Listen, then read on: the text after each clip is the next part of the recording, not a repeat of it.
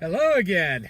Nope, not a repeat. I'm back in the parking garage at City Place.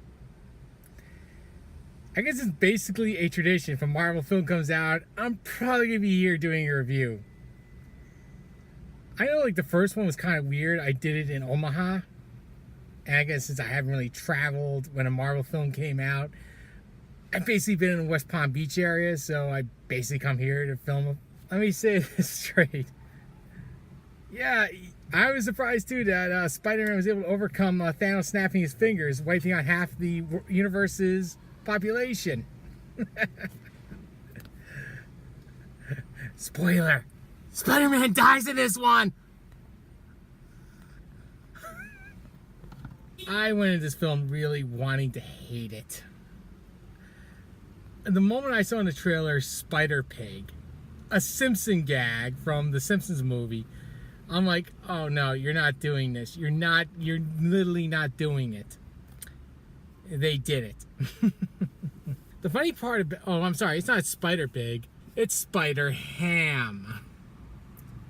Yeah, like more puns, right? As I said, I wanted to hate this.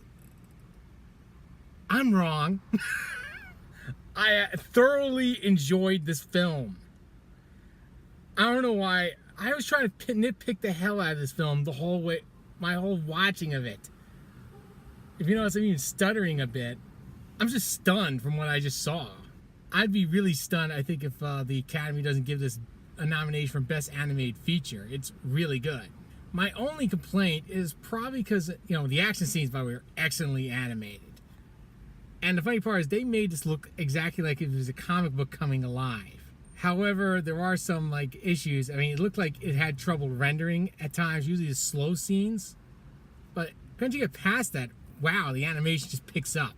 I mean, the inconsistent animation is basically my only complaint. Everything else about this film was just excellent. A lot of great gags.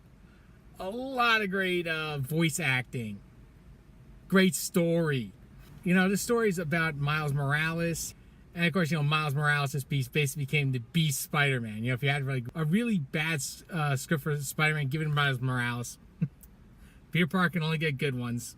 I think we should basically say that, yeah, the Spider-Man in this universe is Sam Raimi version, played by Tobey Maguire. I'm actually surprised they didn't cast Tobey Maguire for this, because it almost looks like a perfect movie for him to show up in some form. The voice acting is just phenomenal. I mean, they didn't go for a lot of big names. Jake Johnson was Peter Parker.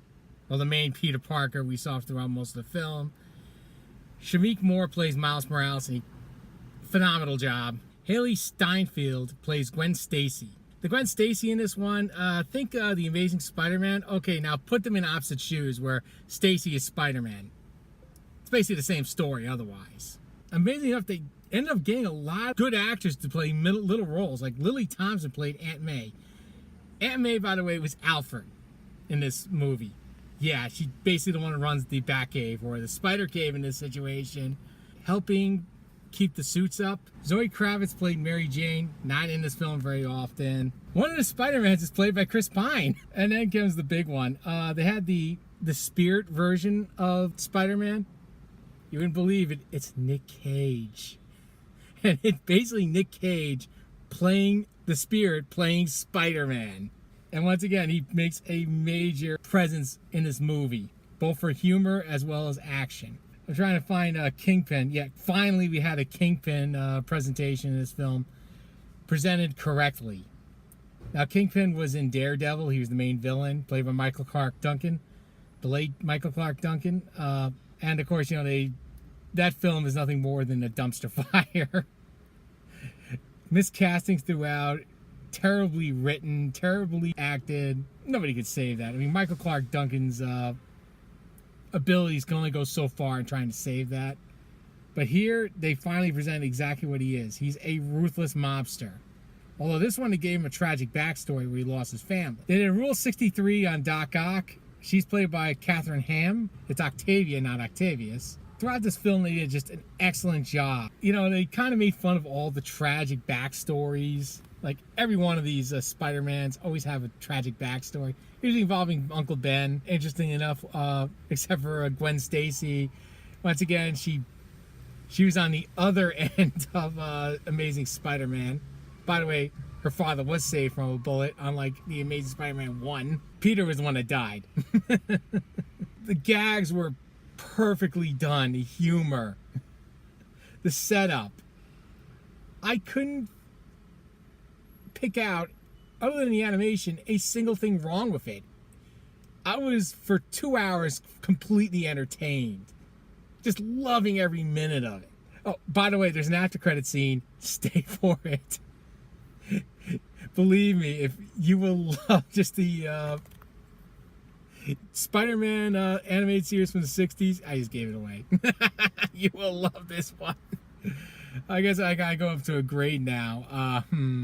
It's definitely an A. Okay, it's the third straight movie I went to involving a live from the parking lot or parking garage or whatever you want to say it, that I'm giving an A to. Go out and see it. It is worth your money. Currently, I'm working on another review, which I hope to get out this week.